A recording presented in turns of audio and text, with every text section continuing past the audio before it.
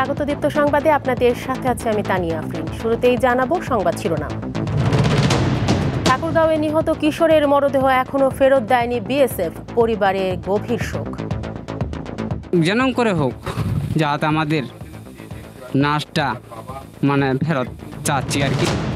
বড়পুকুরিয়া তাপবিদ্যুৎ কেন্দ্রের উৎপাদন পুরোপুরি বন্ধ, অন্তত 8 জেলায় ব্যাপক লোডশেডিং। এবং আবু সাঈদ হত্যা মামলায় 2 পুলিশ রিমান্ডে, হাসিনার বিরুদ্ধে ট্রাইব্যুনালে আরেক অভিযোগ।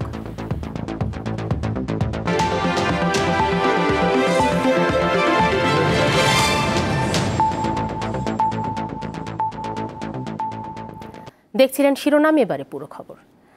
ঠাকুরগাঁও সীমান্তে সন্তানের মরদেহের অপেক্ষায় প্রহর গুনছেন বিএসএফের গুলিতে নিহত কিশোর জয়ন্তর পরিবার।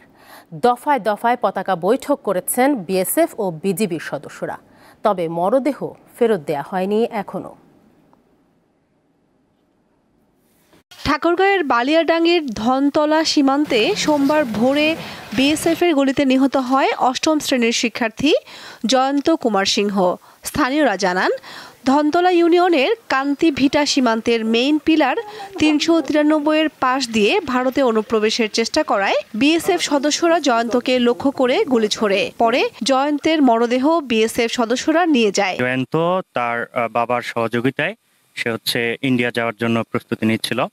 আসলে যাওয়ার সময় সেই সময় বিএসএফ তাদেরকে দেখার ফলে হয়তো গুলি বর্ষণ করে।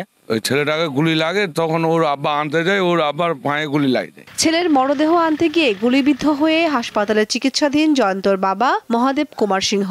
বেশি গুলি ঠুইছে, মারা গেছে। তো যে যেন করে হোক যাতে আমাদের নাশটা ফেরত চাচ্ছি আর কি। আমার যা হবার হয়ে গেছে, আমার ছড়া সদ্গতি করবো বা মাওলার আমার এটাই আশা। ছেলে ও স্বামীর শোকে স্তব্ধ জয়ন্তর মা জয়ন্তী রানী। জয়ন্তর মরদেহ ফেরত চান স্বজন ও এলাকাবাসী। ছেলেটার মাও কিভাবে থাকবে? মানুষের অত্যাচার ছেলেটা চলে গেল বলে তো নি, ছেলেটা মাও তো পাঠায় দেয়নি, বাবা মা তো পাঠায় দেয়নি। জয়ন্তর মরদেহ ফেরত দেয়া নিয়ে কয়েক দফা পতাকা বৈঠক করেছে বিএসএফ ও বিজিবি সদস্যরা। দীপ্ত, বার্তাকক্ষ। দর্শক, এ বিষয়ে কথা বলবো ঠাকুরগাঁওয়ের সহকর্মী মঈনুদ্দিন তালুকদার হিমেলের সঙ্গে। হিমেল, বৈঠকের পরও এখনো মরদেহ ফেরত না পাওয়ার কারণ কি? এ বিষয়ে বিজিবি কি বলছে?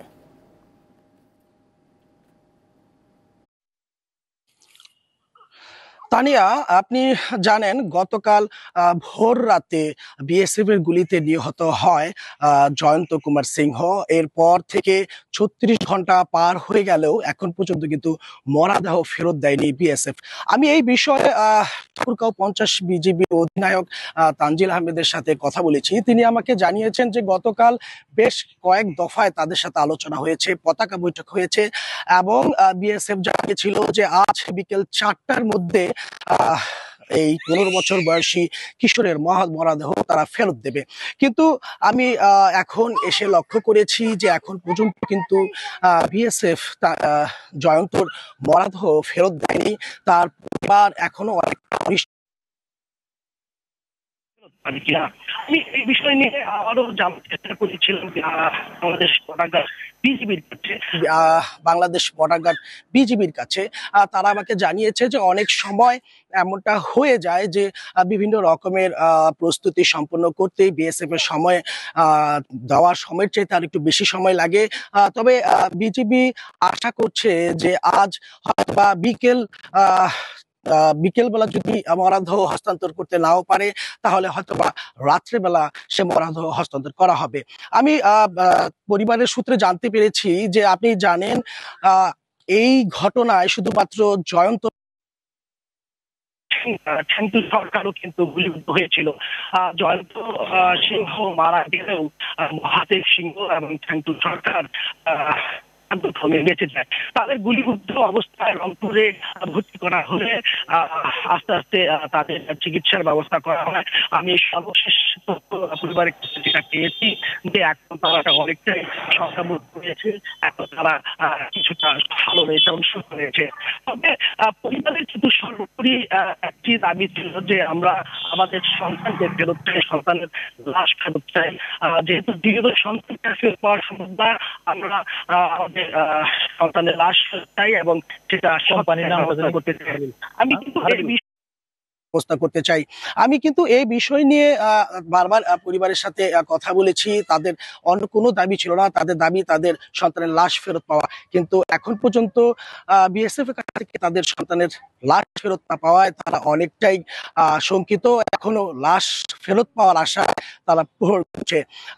এখন পর্যন্ত বিজিবির সর্বশেষ তথ্য মতে হয়তোবা আজ রাত 8টা থেকে 9টা বেজে যেতে পারে 15 বছর বয়সী কিশোর জয়ন্তর লাশ ফেরত দিতে। এই ছিল 15 বছর বয়সী কিশোরের মরদেহ ফেরত দেওয়ার তথ্য নিয়ে আমার কাছে থাকা সর্বশেষ।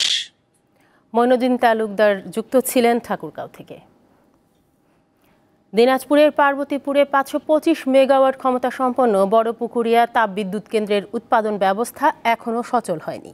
পুরোপুরিভাবে বন্ধ আছে কয়লা ভিত্তিক বিদ্যুৎ কেন্দ্রটির 3টি ইউনিটের উৎপাদন। সোমবার সকাল 9টার দিকে যান্ত্রিক ত্রুটির কারণে 3য় ইউনিটের উৎপাদন বন্ধ হয়ে যায়। এর আগে থেকেই অন্য 2টি ইউনিটের বিদ্যুৎ উৎপাদন বন্ধ ছিল। বিদ্যুৎ কেন্দ্রের সংশ্লিষ্ট কর্মকর্তারা জানান, অয়েল পাম্প নষ্ট হয়ে যাওয়ায় তাপবিদ্যুৎ কেন্দ্রের 3য় ইউনিট বন্ধ রয়েছে।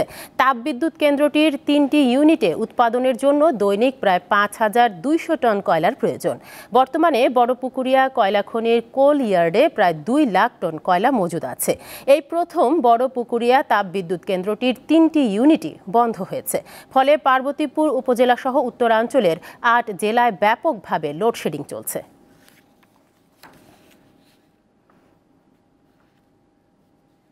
দর্শক, এই বিষয়ে জানাতে এখন কথা বলবো দিনাজপুরের সহকর্মী সুলতান মাহমুদের সঙ্গে। সুলতান, বিদ্যুৎ কেন্দ্রটি চালু হওয়ার বিষয়ে কর্তৃপক্ষ কি বলছে, আর বন্ধ থাকার ফলে কতটা লোডশেডিং হচ্ছে?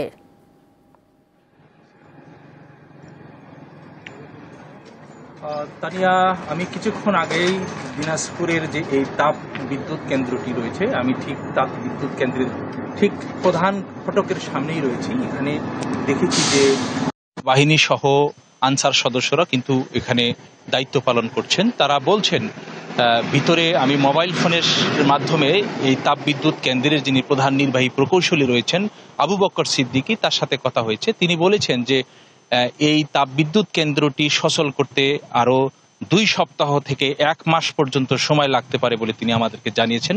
কারণ তিনি বলেছেন যে এই তাপবিদ্যুৎ কেন্দ্রটি গত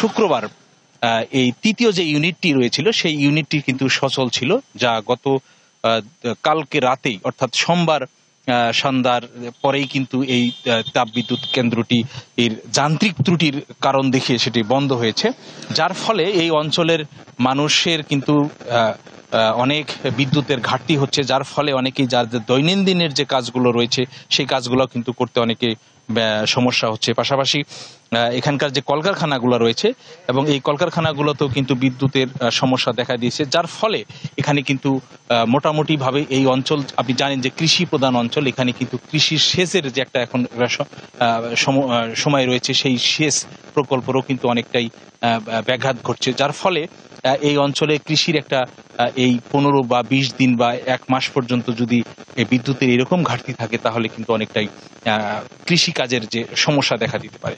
আরেকটি কথা আপনাকে জানিয়ে রাখি যে যেহেতু এখানে এই 3টি ইউনিট রয়েছে, 3টি ইউনিটের মধ্যে কিন্তু পুরোপুরি 3টি ইউনিটই কিন্তু এখন বন্ধ রয়েছে।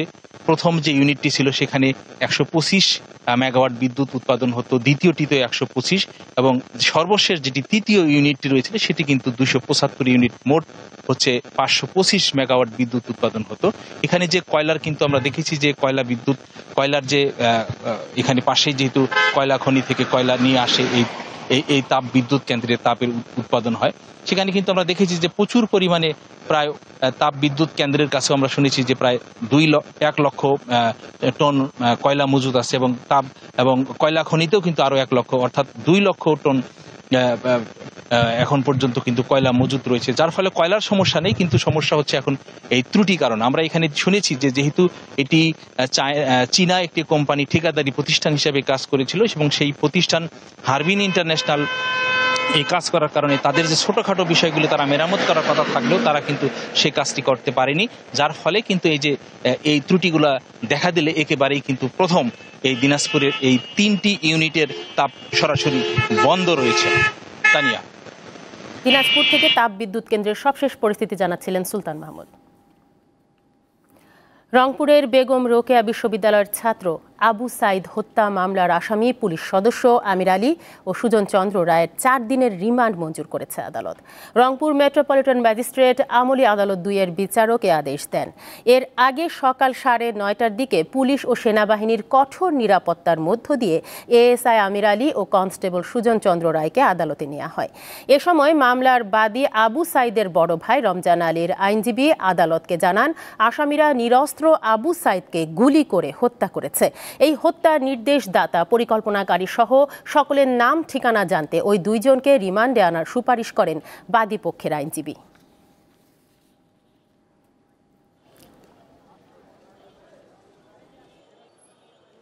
কনস্টেবল সুজন চন্দ্র এবং এএসআই আমির আলী তাদেরকে এই মামলা তদন্তকারী কর্মকর্তা 5 দিনের রিমান্ড চেয়েছিলেন এবং বিজ্ঞ আদালত তাদের এই যে হত্যাকাণ্ডে জড়িত থাকার সপক্ষে সরাসরি ভিডিও দেখেছেন, তাদের বক্তব্য শ্রবণ করেছেন, করে বিজ্ঞ আদালত 4 দিনের রিমান্ড দিয়েছেন। বৈষম্য বিরোধী ছাত্র আন্দোলনে গিয়ে গুলিবিদ্ধ হয়ে 39 দিন পর গত 27 আগস্ট মারা যান মাগুরার সোহান শাহ। সংসারের একমাত্র উপার্জনক্ষম সন্তানকে হারিয়ে দিশেহারা তার পরিবার। তবুও বেঁচে থাকতে ছেলের হত্যাকারীদের বিচার দেখতে চান সোহানের মা বাবা। আমারে মাথায় হাত দিয়ে কয়ে গেছিল, তুমি টেনশন করো না শম্পা, আমি ফিরে আসবো না, আমার কিচ্ছু হবে না। আমার এই মাথায় হাত রাখার মানুষটা আসতে লাগিল, আমি কি করবো এখন? মৃত্যুর আগে স্বামীর শেষ কথাগুলো মনে করে কান্নায় ভেঙে পড়েন সোহানের স্ত্রী। আমি আর কি বিচার যাবো, আমার স্বামী কি ফিরে আসবে? আমার স্বামী যে কোনো মূল্যে আমার স্বামীর যদি ফিরাই দিত। গত 19 জুলাই আন্দোলনকারীদের সঙ্গে পুলিশের সংঘর্ষে রাজধানীর রামপুরা এলাকায় গুলিবিদ্ধ হন সোহান। চিকিৎসাধীন ছিলেন ঢাকার সিএমএইচে। স্বজনরা জানান, সোহানকে বিদেশে নেয়ার পরামর্শ দিয়েছিলেন চিকিৎসকরা, কিন্তু সেই প্রস্তুতি নেয়ার সময় পাওয়া যায়নি। ঢাকায় যতগুলো হাসপাতাল ছিল আমি প্রত্যেকটা হাসপাতালে নিয়ে গেছি, করছি। তারা আমারে বলছে যে উপরের থেকে নির্দেশ আছে, গুলি খাওয়া রুগী ভর্তি নেওয়া যাবে না। ওরা সিএমএসে ভর্তি অবস্থায় অপারেশন টেবিলে মারা যায়। সোহানের গ্রামের বাড়ি মাগুরার শ্রীপুর উপজেলার গয়েশপুরে। কাজ করতেন একটি পোশাক কারখানায়। এখন সন্তানকে হারিয়ে দিশেহারা তার মা বাবা। আমার ছেলে তেমনি মরিনি, গুলি খেয়ে মরেছে, তার বিচার চাই আমি। যারা গুলি করেছে তাকে বিচার চাই। ভালো টাকায় বেতন পাইতো আমার ছেলে, সেইভাবে আমাদের সংসার চলতো। শেখ হাসিনার কারণে আমার ছেলে গুলিবদ্ধ হয়ে মারছে, তাদের বিচার চাই। শুধু সোহান নয়, বৈষম্য বিরোধী আন্দোলনে গিয়ে সকল নিহতের বিচারের দাবি জানান তার পরিবারের সদস্যরা। দীপ্ত, বার্তাকক্ষ। বৈষম্য বিরোধী ছাত্র আন্দোলন চলাকালে শিক্ষার্থী ফারহান ফায়াজ হত্যার ঘটনায় আন্তর্জাতিক অপরাধ ট্রাইব্যুনালে অভিযোগ দায়ের করা হয়েছে। ফায়াজ রাজধানীর রেসিডেন্সিয়াল মডেল কলেজের 11 শ্রেণীর ছাত্র ছিল।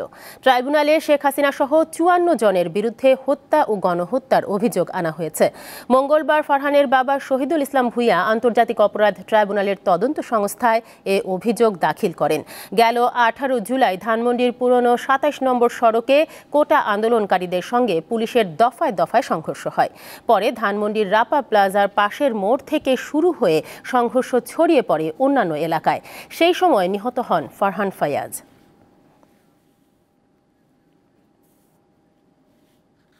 এই যে ভিকটিম পরিবাররা বলেছে যে উই ওয়ান্ট জাস্টিস, এই জাস্টিসটা এনশিওর করার জন্যই আন্তর্জাতিক অপরাধ ট্রাইব্যুনাল এবং সেটার জন্যই আমাদের এই তদন্ত সংস্থা এবং প্রসিকিউশন টিম।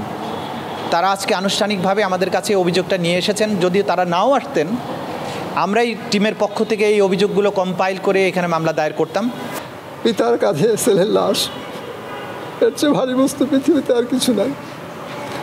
আমি মহামান্য আদালতের কাছে শরণাপন্ন হয়েছি, যারা এই হত্যাযোগ্য এই গণহত্যা চালিয়েছে তাদের বিচারের আওতায় এনে উপযুক্ত শাস্তি খুব দ্রুত বিচারের জন্য আমরা আহ্বান জানাচ্ছি আপনাদের মাধ্যমে।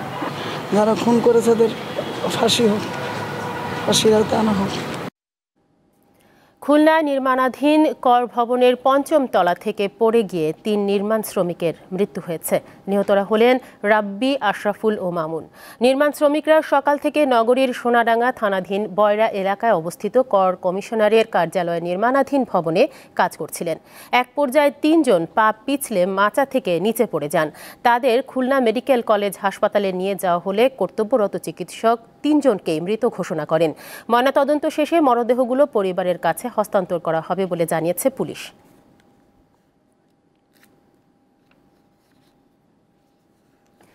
লক্ষ্মীপুরে এবারের ভয়াবহ বন্যায় অবকাঠামো ও ফসল সহ খামারিদের ব্যাপক ক্ষয়ক্ষতি হয়েছে। এখনও ৫ লাখ গৃহপালিত পশু পাখি বন্যা কবলিত রয়েছে। এতে খামারি সহ গৃহস্থরা বড় ধরনের আর্থিক বিপর্যয়ে পড়েছেন।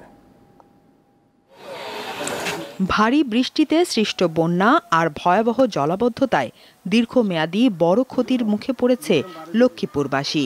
পানিতে ডুবে মারা গেছে জেলার প্রায় ২ লাখ পশু পাখি, যার মধ্যে হাঁস মুরগির সংখ্যা ১,৫৯,০০০-এর বেশি।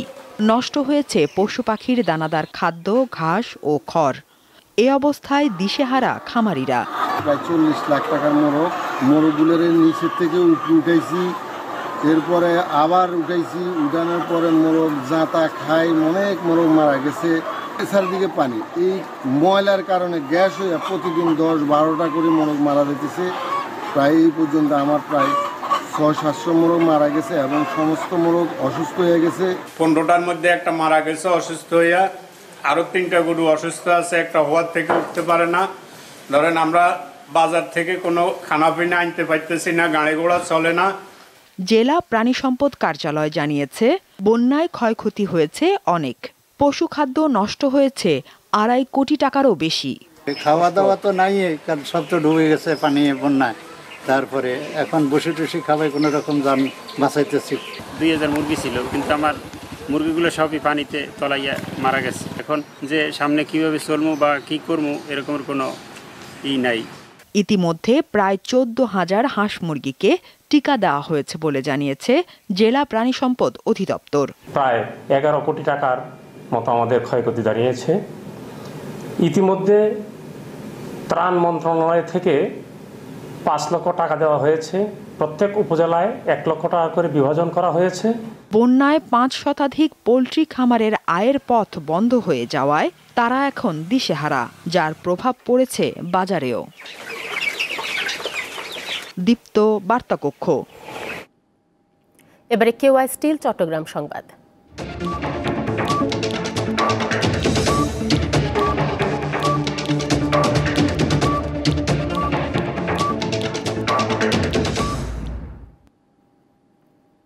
সারা দেশে বিভিন্ন শিক্ষা প্রতিষ্ঠানের প্রধানদের যখন পদত্যাগে বাধ্য করা হচ্ছে, তখন চট্টগ্রামের প্রিমিয়ার বিশ্ববিদ্যালয়ের শিক্ষার্থীরা উপাচার্যের পক্ষে অবস্থান নিয়েছেন।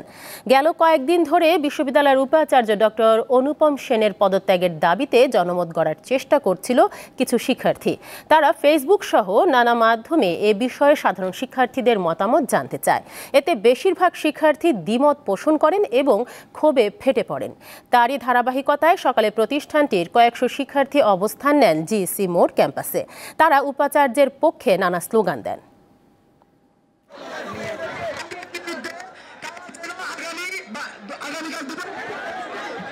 ভারতের সহযোগিতায় বাংলাদেশে চলমান প্রকল্পগুলোর কাজ চালু থাকবে বলে জানিয়েছেন ঢাকায় নিযুক্ত দেশটির হাই কমিশনার প্রণব বর্মা। সকালে সচিবালয়ে অর্থ ও বাণিজ্য উপদেষ্টা ডক্টর সালেউদ্দিন আহমেদের সঙ্গে সাক্ষাৎ শেষে সাংবাদিকদের তিনি একথা জানান। প্রণয় ভার্মা বলেন, শিল্প, বাণিজ্য, বিজ্ঞান ও প্রযুক্তি খাত সহ বাংলাদেশের সঙ্গে দ্বিপাক্ষিক বাণিজ্য এগিয়ে নিতে কাজ করবে ভারত। অর্থ উপদেষ্টার সঙ্গে বড় প্রকল্প নিয়ে আলোচনা হয়েছে উল্লেখ করে হাইকমিশনার আরও জানান, বাংলাদেশে কোনো প্রকল্প স্থগিত করেনি ভারত। আগের মতোই ভারত এই সরকারের সঙ্গে দ্বিপাক্ষিক সম্পর্ক এগিয়ে নেবে জানিয়ে প্রণয় ভার্মা বলেন, ভারত থেকে যে ঋণ পাওয়ার কথা সেটিও চলমান থাকবে।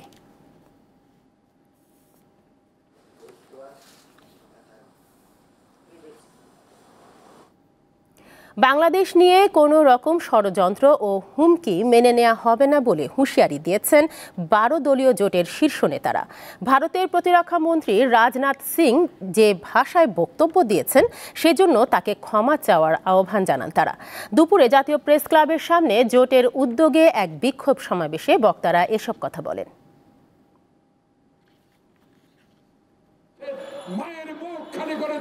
তাকে কেন আশ্রয় দিয়েছেন এটা জানতে চায় মানুষ। সেটার উত্তর না দিয়ে আপনি বলেছেন বাংলাদেশের বিরুদ্ধে কথা বলেছেন, জঘন্য অপরাধ আপনার। এই অপরাধের জন্য আপনাকে ক্ষমা চাইতে হবে। সাভার ও আশুলিয়া শিল্পাঞ্চলের বিভিন্ন পোশাক কারখানার শ্রমিকরা তাদের কর্মস্থলে যোগ দিয়েছেন। আইন শৃঙ্খলা বাহিনীর নজরদারিতে শান্তিপূর্ণ পরিবেশ বিরাজ করছে শিল্পাঞ্চলে।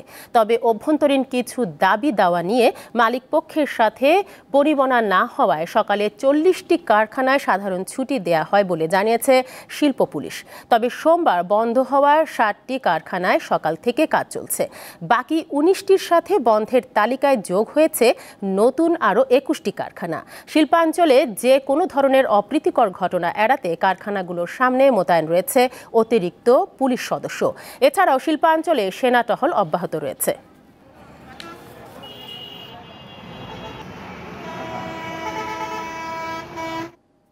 আন্তর্জাতিক প্রসঙ্গ। ভারতের উত্তর পূর্বাঞ্চলীয় মণিপুরে সহিংসতা আরও বেড়েছে। এতে রাজ্যের 3টি জেলা পূর্ব ও পশ্চিম ইম্ফল এবং থাউবালে কারফিউ জারি করা হয়েছে। চলমান সংঘর্ষের মধ্যেই মঙ্গলবার এই সিদ্ধান্ত নেওয়া হয়। একই সঙ্গে আগামী 5 দিনের জন্য মণিপুরে ইন্টারনেট সংযোগ বন্ধ রাখার ঘোষণা দিয়েছে রাজ্য সরকার। সোমবারও মণিপুরের রাজভবন ও জেলা প্রশাসকের কার্যালয়ে হামলা চালায় বিদ্রোহীরা। এ সময় ডিসি অফিসে টাঙানো ভারতের জাতীয় পতাকা নামিয়ে 7 রঙা একটি পতাকা উত্তোলন করা হয়। সহিংসতায় গত এক সপ্তাহে 11 জন নিহত হয়েছে বলে জানিয়েছে দেশটির বিভিন্ন গণমাধ্যম।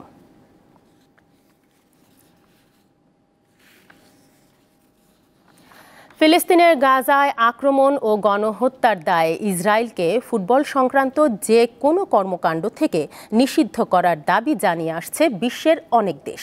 এসবের মাঝে আরও একটি আন্তর্জাতিক ফুটবল ম্যাচ খেলছে ইসরায়েল।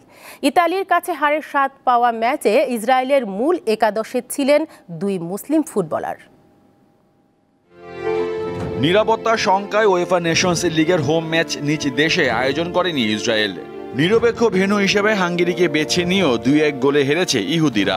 ঘটনাবহুল ম্যাচে ইতালির জালে একবার বল জড়ায় ইসরায়েল। ম্যাচের 90 মিনিটে মিডফিল্ডার মোহাম্মদ আবু ফানির গোলে রীতিমতো স্তব্ধ হয়ে পড়ে হাঙ্গেরির বোজসিক অ্যারেনা। ইসরায়েলের মূল একাদশে থাকা 2 জন মুসলিম ফুটবলারদের একজন মোহাম্মদ আবু ফানি। দেশটির কাফর কারা শহরে 1998 সালে মুসলিম পরিবারে জন্ম তার। বাবা সুমি আবু ফানি একজন প্রাক্তন ফুটবলার। মূলত সেখান থেকেই আবু ফানির ফুটবলার হিসাবে বেড়ে ওঠা। অনূর্ধ্ব 19 ও 21 দলের হয়ে 18 ম্যাচ খেলার পর সুযোগ পান জাতীয় দলে। স্কটল্যান্ডের বিপক্ষে উয়েফা ইউরো 2020 বাছাইয়ের প্লে অফের ম্যাচ দিয়ে জাতীয় দলে অভিষেক হয় এই মিডফিল্ডারের। ইতালির বিপক্ষে করা গোলটি আন্তর্জাতিক ক্যারিয়ারে প্রথম গোল। ইতালির বিপক্ষে ম্যাচে ইসরায়েলের একাদশে দ্বিতীয় মুসলিম ফুটবলার আনান খালাইলি। 2004 সালে জন্ম নেওয়া এই উইঙ্গার আন্তর্জাতিক ক্যারিয়ারে এখন পর্যন্ত খেলেছেন 4 ম্যাচ। দেশটির হাইফা শহরে একটি আরব ইসরায়েলি পরিবারে জন্মগ্রহণ খালাইলির। তার বাবা মাইজদি খালাইলি ছিলেন গোলরক্ষক এবং ইসরায়েল ফুটবল দলের manager. Anan Khalaili Belgian pro league club Union এসজির হয়ে খেলছেন। তার আগে ইসরায়েলের ক্লাব মাক্কাবি হাইফার হয়ে 30 ম্যাচে 8 গোল করেন তিনি। মোহাম্মদ হাসিব, দীপ্ত স্পোর্টস। শেষ করব দীপ্ত সংবাদ, তবে যাবার আগে সংবাদ শিরোনামগুলো জানাবো আরও একবার। ঠাকুরগাঁওয়ে নিহত কিশোরের মরদেহ এখনো ফেরত দেয়নি বিএসএফ, পরিবারে গভীর শোক। বড়পুকুরিয়া তাপবিদ্যুৎ কেন্দ্রের উৎপাদন পুরোপুরি বন্ধ, অন্তত 8 জেলায় ব্যাপক লোডশেডিং। এবং আবু সাইদ হত্যা মামলায় 2 পুলিশ রিমান্ডে, হাসিনার বিরুদ্ধে ট্রাইব্যুনালে আরেক অভিযোগ।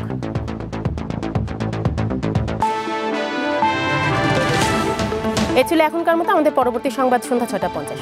দর্শক, আরো তথ্য ও বিনোদনের খবর পেতে যুক্ত থাকুন দীপ্ত ডিজিটাল প্ল্যাটফর্মগুলোতে। ধন্যবাদ সবাইকে।